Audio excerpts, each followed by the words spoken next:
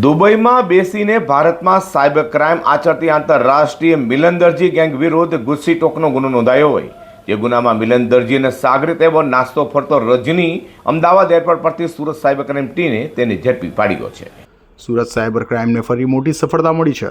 સુરતમાં cyber crime આચરતી ટોળકી સામે cyber crime police દ્વારા લાલ આંખ કરવામાં આવી છે. ત્યારે અગાઉ આંતરરાષ્ટ્રીય સાયબર ક્રાઇમ આચરતી મિલન દરજી ગેંગ સામે સુરત સાયબર ક્રાઇમની ટીમે ગુસ્સી ટોકનો ગુનો નોંધ્યો હતો.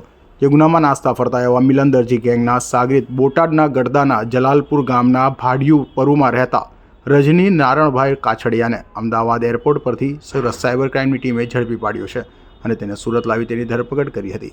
આરોપી મિલન દરજી તથા વિવેક ડાખરા પાસેથી દિરહામ મેળવી તેના બદલામાં દુબઈ ખાતેથી અલગ અલગ વ્યક્તિઓ પાસેથી USDT ખરીદી કરવાનું કામ કરતો હતો અને દુબઈથી સાયબર ફ્રોડના રૂપિયા વિડ્રો કરી ભારત ખાતે કમિશનર પર મેળવેલ એકાઉન્ટ હોલ્ડરોને રૂપિયા ચૂકવવા અલગ અલગ આંગડિયા પેઢી મારફતે રૂપિયા મોકલતો હોવાની કબૂલાત કરી હતી.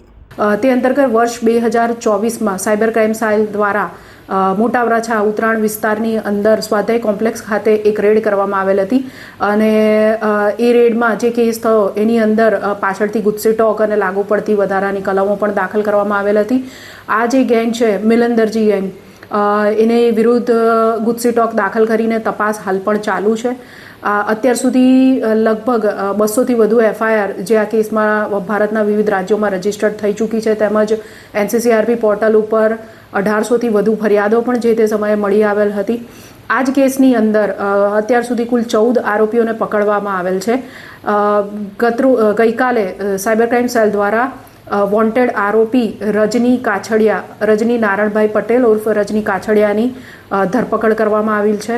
સદર આરોપીનો રોલ જોઈએ તો એ આરોપી ગેંગના જે મુખ્ય સૂત્રધાર મિલન દરજી છે એનો મિત્ર છે. વર્ષ 2023થી બંને એકબીજાને ઓળખે છે. હાલ તો આંતરરાષ્ટ્રીય સાયબર ક્રિમિનલ મિલન દરજી ગેંગના સાગરીત રજની કાછડિયાની સાયબર ક્રાઇમે ધરપકડ કરી કોર્ટમાં રજૂ કરી તેના 5 દિવસના રિમાન્ડ મેળવી વધુ પૂછપરછ હાથ ધરી છે.